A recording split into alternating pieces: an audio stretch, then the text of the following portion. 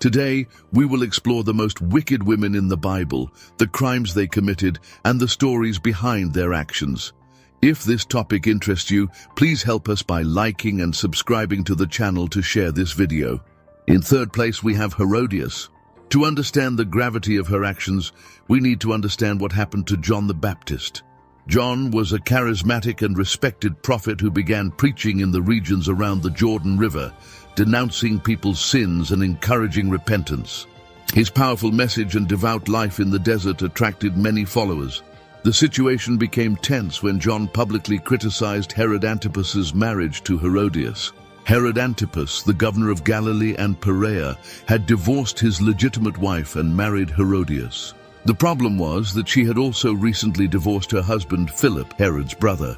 Herod's marriage to his brother's wife was not only a moral transgression, but also a violation of Jewish law. John the Baptist courageously denounced this illicit union, without hesitation in pointing out the moral consequences of such an act. His message did not go unnoticed by Herodias, who, offended and threatened, wanted to kill him. Although Herod Antipas had a respectful relationship with John, initially considering him a prophet, he eventually gave in to political pressure and the influence of Herodias, ordering his arrest. Even in prison, John remained faithful to his principles, becoming a figure of resistance. His arrest represented the conflict between divine devotion and human ambitions, marking a turning point in history. However, Herodias was not content with just imprisoning John. She wanted to see him dead. The climax of this story occurred during a luxurious banquet hosted by Herod Antipas. Herodias instructed her daughter, often identified as Salome, to dance and charm Herod until, in a moment of generosity, he promised to give her anything she asked for. Thus came the opportunity that Herodias had been waiting for. Salome, under her mother's guidance, asked for the head of John the Baptist on a platter as a prize. Herod, bound by his word and fearing the reaction of his guests, gave in to her request. Thus, John the Baptist, the prophet who had dared to criticize the marriage of Herod and Herodias, was finally executed. Second, we have Athaliah. Her story begins in the corridors of power in Judah. She was the daughter of Ahab and Jezebel, and as such was deeply involved in the political and spiritual instability that characterized the time. Her son, Ahaziah, ruled the northern kingdom, but about a year later, both Ahaziah, the ruler of Judah, and Jehoram, the leader of Israel, were killed by Jehu, the commander of the Israelite army. After the death of her son, no descendant of Ahaziah was old enough to assume the throne of Judah, and Athaliah saw this as an opportunity to consolidate her position. She therefore devised an audacious maneuver to secure power for herself. Athaliah took control of the throne in defiance of established expectations and traditions. Her ambition knew no bounds, and in seizing power, she viewed the royal line of David as a threat to her newly acquired position. The line of David had special significance in Jewish tradition, for it represented God's promise of a Messiah descended from David. To secure her position, Athaliah took extreme and cruel action. She ordered the execution of all descendants of the house of David who might pose a future threat to her reign. This attempt to eliminate the royal line involved a series of violent murders, intended to eliminate any competition for the throne. However, her brutal strategy was interrupted by Jehoiada, the high priest, who hid Joash, David's only surviving descendant, in the temple. This bold action ensured the continuation of David's line despite Athaliah's efforts. When Joash came of age, Jehoiada devised a plan to crown him king. He held a public ceremony in favor of Joash, revealing to the people that he was the legitimate descendant of David. The people were in an uproar when they realized that revolt was imminent, and Athaliah, upon hearing the news, tore her clothes and cried out, "Treason! Treason!" However, the people who followed Jehoiada and supported the legitimate restoration of the line of David were not fooled by Athaliah's accusations. Joash's accession to the throne was a turning point, and Athaliah was captured outside the temple.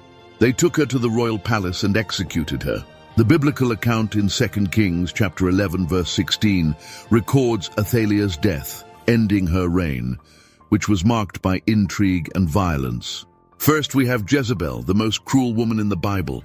Jezebel, a Phoenician princess, married Ahab, king of Israel, sealing a political alliance. Her impact went beyond her marriage, as she brought with her her worship of Baal, a pagan god, and introduced idolatry into Israel. Her marriage to Ahab became a union marked by a powerful but negative influence that darkened the nation. Jezebel was a staunch advocate of Baal worship, encouraging the construction of altars and temples dedicated to this foreign deity. Under her influence, idolatry took hold, alienating the people of Israel from their traditional faith. Jezebel personified corruption and manipulation. Her influence not only introduced the worship of foreign gods, but also brutality against those who opposed her. She ordered the execution of several prophets of Jehovah, eliminating any resistance to her religious beliefs, including an intense persecution of the prophet Elijah, whose life was threatened by the queen's wrath. In addition, Jezebel abused her royal power to fund and support hundreds of prophets of Baal, using state resources to promote this foreign religion. A striking passage about Jezebel's wickedness tells the story of Naboth, a righteous man who owned a vineyard next to the royal palace. Naboth refused to sell his property to Ahab, even when the king offered fair compensation. Ahab's desire for the vineyard became an obsession, but Naboth's refusal remained steadfast. Here comes Jezebel's cruelty.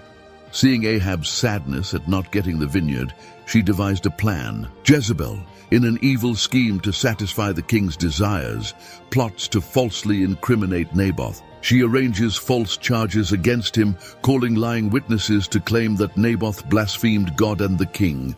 Jezebel's plan reaches its climax when Naboth is convicted and stoned to death on the basis of fabricated charges.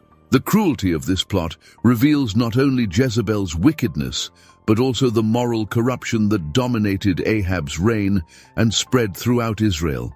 However, divine justice was not long in manifesting itself. The prophet Elijah confronts Ahab and Jezebel, announcing divine judgment on both for the death of Naboth, and assures them that Jezebel's wickedness would not go unnoticed in the eyes of God. Elijah prophesies that dogs would lick Jezebel's blood in the city of Jezreel. The end of Jezebel, which was as dramatic as her life, is narrated in the Bible. After Ahab's death, his son Jehu assumes the throne and, with a divine mission, confronts Jezebel. Trying to seduce him with her cunning, the queen is unable to reverse her fate. Divine justice prevails, and Jezebel is thrown from a window by an officer of the king. Her body is devoured by dogs, exactly as had been predicted in Elijah's prophecy.